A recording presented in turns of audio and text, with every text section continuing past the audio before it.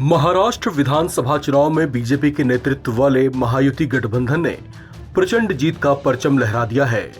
महाराष्ट्र विधानसभा की 288 सीटों में से 230 से ज्यादा सीटों को जीतकर महायुति गठबंधन ने इतिहास रच दिया है।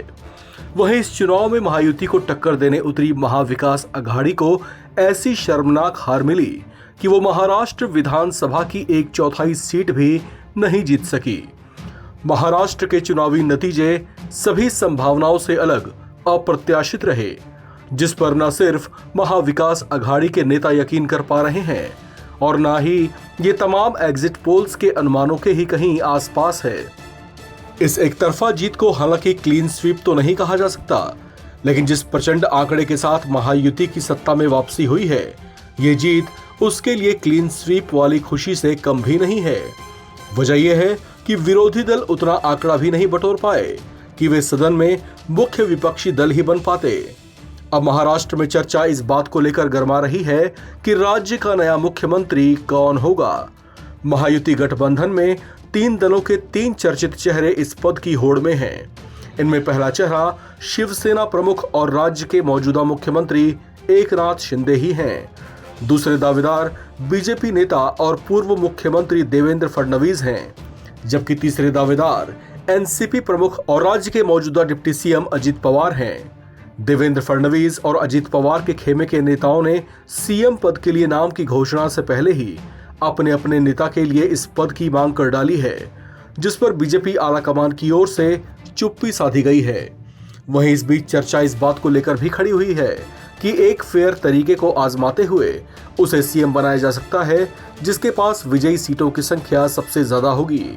लेकिन बीजेपी के राष्ट्रीय महासचिव विनोद तावड़े ने पहले ही स्पष्ट कर दिया कि उनके गठबंधन की ऐसी कोई योजना नहीं है। इस बीच अमित शाह की महायुति के तीनों दलों के प्रमुख नेताओं से फोन पर बातचीत की खबरें भी चर्चाओं में आई, जिसे लेकर पार्टी सूत्रों ने बताया कि शाह ने फडणवीस, एकनाथ शिंदे और अजित पवार को भी जीत की बधाई दी। हालांकि उनकी तीनों नेताओं से अलग अलग बातचीत करीब करीब आधे घंटे तक चली। अब इस विस्तृत बातचीत में किन मुद्दों और किन पहलुओं पर चर्चा हुई वो तो उजागर नहीं हुआ, लेकिन माना जा रहा है कि सीएम पद को लेकर आपसी समन्वय पर बातचीत जरूर हुई होगी।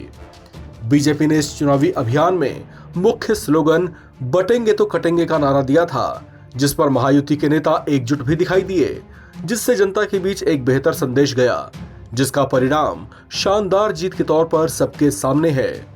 अब इन्हें सीएम पद को लेकर भी इसी तरह का समन्वय दिखाने की जरूरत होगी।